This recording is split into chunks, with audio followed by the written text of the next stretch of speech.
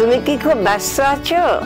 না মানে ওই একটা কাজের মধ্যে আছি আর কি, ওই ট্রাভেল করছি তো কয়েকদিনের মধ্যেই, সেই কাজেই আর কি। তো ঠিক আছে ঠিক আছে, তাহলে তোমাকে আর বিরক্ত করবো না। না না বলুন না, বলুন না, কোনো অসুবিধা নেই, বলুন। না না, আমি শুধু তোমাকে এটাই বলছিলাম যে তুমি কি আজকে আসছো? চেষ্টা তো করছি, কথা যখন একবার দিয়েছি তখন তো যেতেই হবে। এসো বাবা।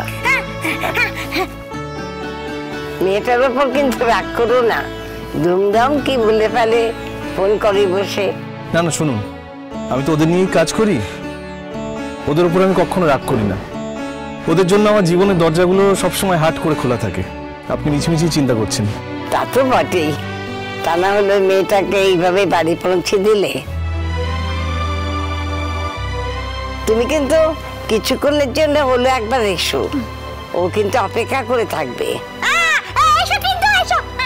নিশ্চয়ই আসবো, কথা যখন দিয়েছি আমি আসবো। আচ্ছা রাখছি। আচ্ছা শোনো বাবা, তুমি কি খেতে ভালোবাসো? এই দেখুন, না না আজকে আমার একদম সময় হবে না। এমনিতে আমি সবই খাই, সর্বভুক বলতে পারেন, কিন্তু আজকে খুবই ব্যস্ত আছি তো, এসব ঝামেলা আজকে আর রাখবেন না। তা বললে কি হয়, তুমি এলে তো আমি বলবোই। তবে জানো তো, আমার আরেক নাতনির বিয়ে, তোমাকে কিন্তু আসতেই হবে। হ্যাঁ সেদিন তো শুনলাম, কিন্তু কিছু মনে করবেন না, মনে হয় আমি আসতে পারবো না। মানে আমার বিদেশে যাওয়ার ব্যাপারে কিছু ফর্মালিটি চলছে তো, একটু ব্যস্ত তো আছি আমি এখন। যেরকম যাচ্ছি তো, বিকেলে গিয়ে কথা হবে। রাখি। আচ্ছা আচ্ছা ঠিক আছে ঠিক আছে।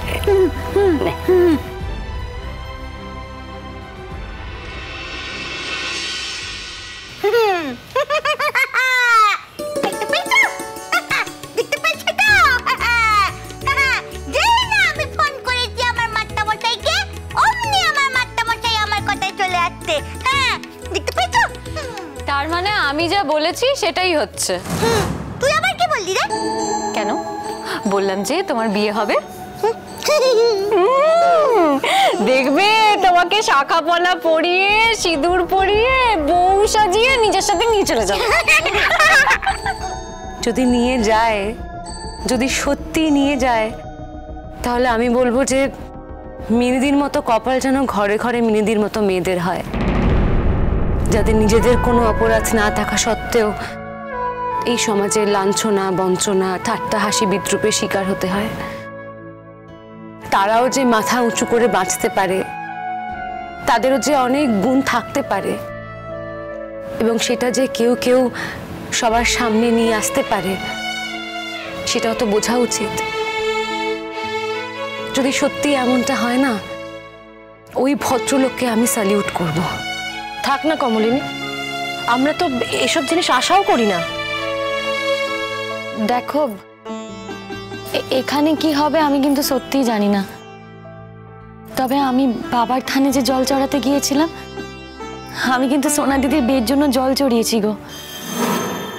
আমি তোমাকে বলছি বড় মামি, দেখো সোনা দিদির একটা ভালো বিয়ে হবে, খুব ভালো বিয়ে হবে গো, বিয়ে হবেই। আমি একটু একটু মাস্টারমশাইকে বিয়েটা করব।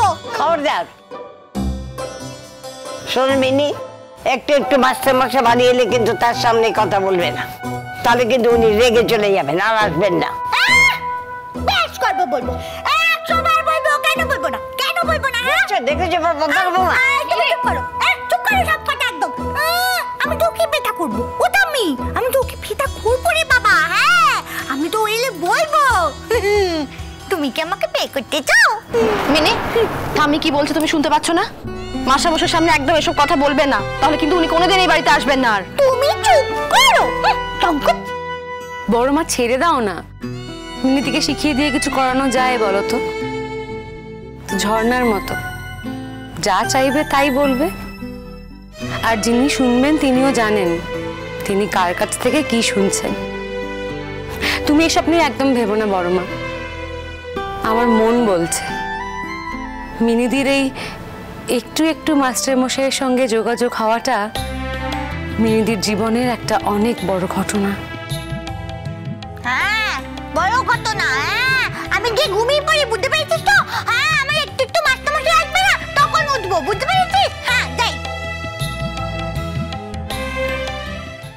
তোমরা আমার বিয়েতে আসছো না। তোমার লজ্জা করছে না এই কথাটা জিজ্ঞাসা করতে?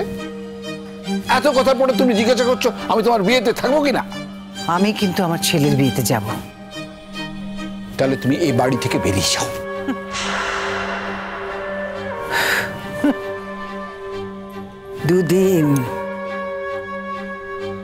দুটো দিন ধরে তুমি আমাকে এক কথা বলছো। হসপিটালে বলেছিলে, আবার আজ বললে।